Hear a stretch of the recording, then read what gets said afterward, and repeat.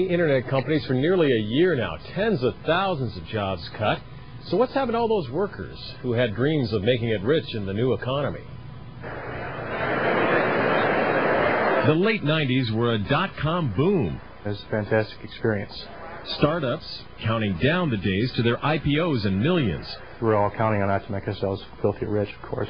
But the boom went bust, with investors losing money and workers losing their jobs and stock options. They herded about 20 or 30 people into a room and said, okay, you guys are all fired. It's happened all over the country. Shutdowns, layoffs, the dot-com bomb.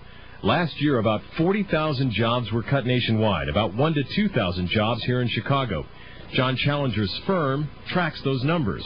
In many ways, the dot-com movement was the greatest youth movement since the 60s. That youth energy landed on an economic movement.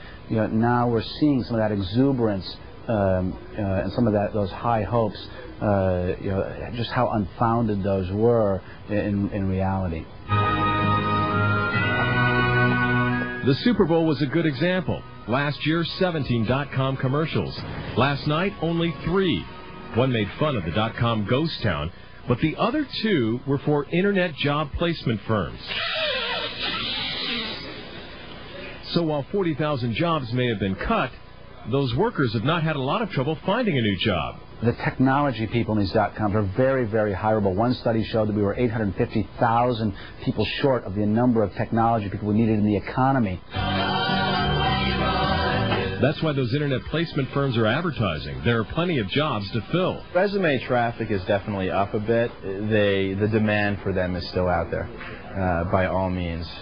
The days of the instant stock option millionaires may be gone. But Dan Rippey, who's written a book about the dot-com job market, says these days there are still plenty of opportunities for those with the right approach. It's not just about the stock options. It is now much more about what will my experience be in this company? How will I be able to leverage that in the future? Doug Elwell is one of those people. He may rejoin a startup, but now he's turned himself into an independent consultant, and he asks a lot more questions. People are beginning to realize that it's just another form of business. It's not a new economy at all. It's the old economy with the